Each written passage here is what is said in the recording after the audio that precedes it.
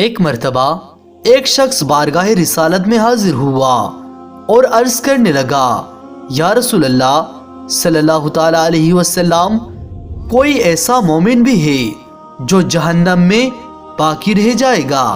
تو پیارے آقا علیہ الصلوۃ والسلام نے فرمایا، ہاں، ایک شخص جو جہنم کے گہرے گڑھے میں ہوگا اور اونچی آواز سے یا حنانو یا منان پکار رہا ہوگا۔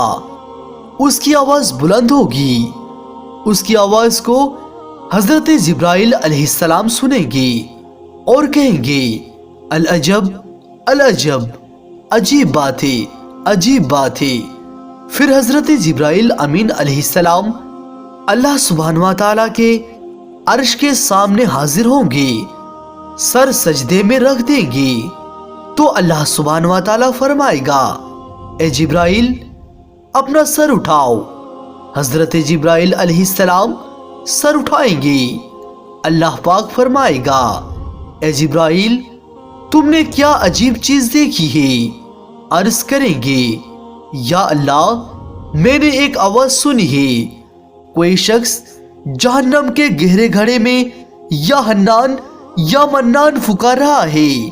اللہ تعالیٰ فرمائے گا، اے جبرائیل مالک یعنی داروغہ جہنم کے پاس جاؤ اور انہیں کہو کہ وہ بندہ جو یا حنان یا منان پکار رہا ہے اسے جہنم سے نکال لاؤ۔ حضرت جبرائیل علیہ السلام جہنم کے دروازے پہ تشریف لے جائیں گے اور جا کر دستک دیں گے۔ حضرت مالک علیہ السلام باہر آئیں گے۔ حضرت جبرائیل علیہ السلام انہیں اللہ تعالیٰ کا حکم سنائیں گے۔ حکم سن کر حضرت مالک علیہ السلام جہنم کے اندر جائیں گے۔ ہمارے پیارے آقا محبوب مصطفیٰ صلی اللہ تعالیٰ علیہ وسلم نے فرمایا، جیسے ماں اپنے بچے کو پہچانتی ہے، حضرت مالک علیہ السلام بھی ایسے ہی جہنم کو پہچانتے ہیں۔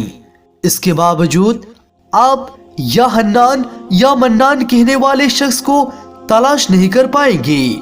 آپ علیہ السلام باہر تشریف لائیں گے اور حضرت جبرائیل علیہ السلام کو عرض کریں گے، اے جبرائیل جہنم نے گہرا سانس لیا ہے، اسی لیے کون سی چیز پتھر ہے، کون سی چیز لوہا ہے اور کون انسان ہے اس کی پہچان نہیں ہو رہی۔ حضرت جبرائیل علیہ السلام پھر اللہ تعالیٰ کی بارگاہ میں سجدہ کریں گے۔ اللہ پاک ارشاد فرمائے گا، اے جبرائیل سر اٹھاؤ، تم نے یا حنان یا منان کہنے والے کو کیوں نہیں لائے؟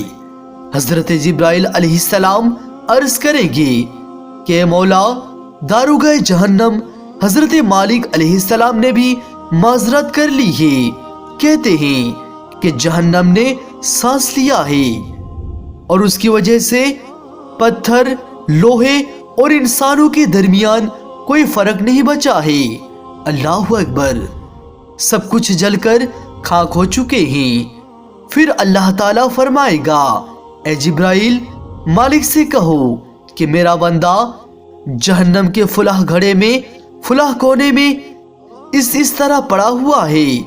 حضرت جبرائیل جہنم کے دروازے پر جائیں گے اور حضرت مالک کو یا حنان یا منان پکارنے والے کا پتہ بتائیں گے۔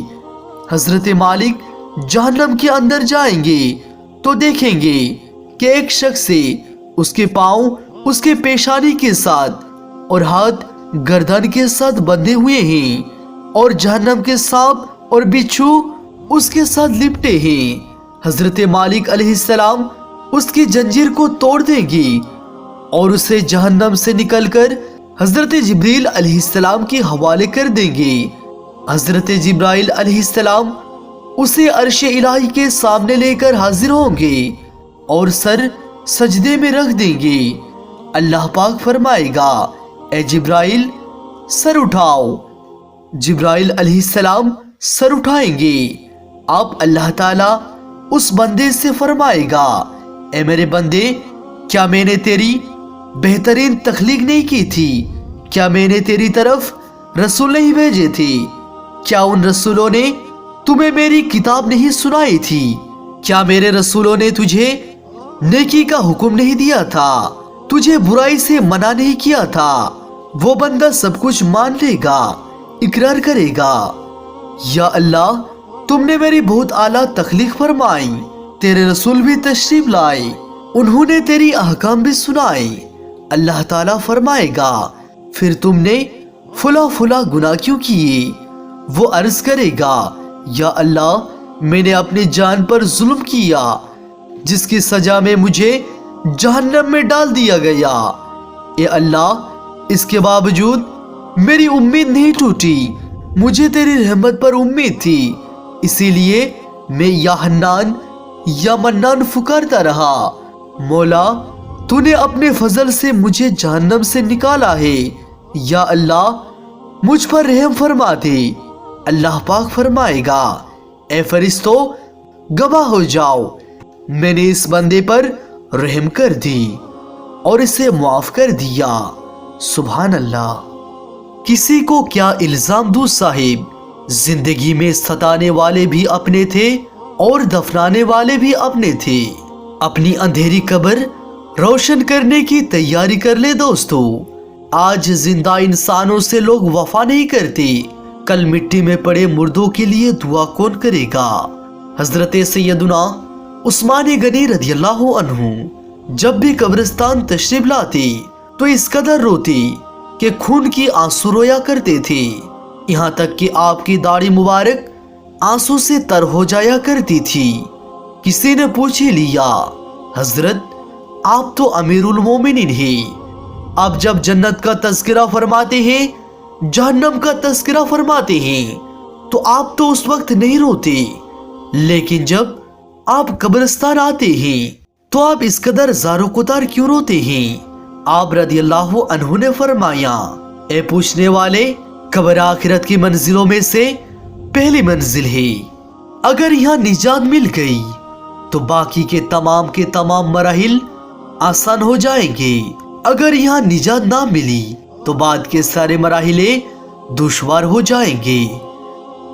रहमत दा दरिया इलाही हरदम वगदा तेरा, जे कतरा बख्शे मैनू कम बढ़ जावे मेरा।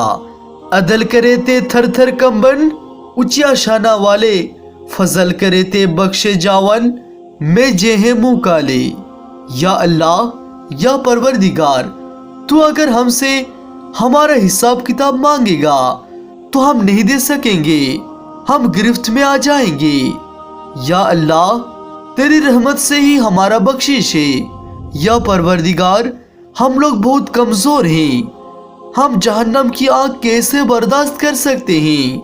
या रहमान, या रहीम, तेरे महबूब के वसीले से हम सबको माफ कर दे और हमें बेहिसाब मगफिरत फरमा। आमीन सुम आमीन।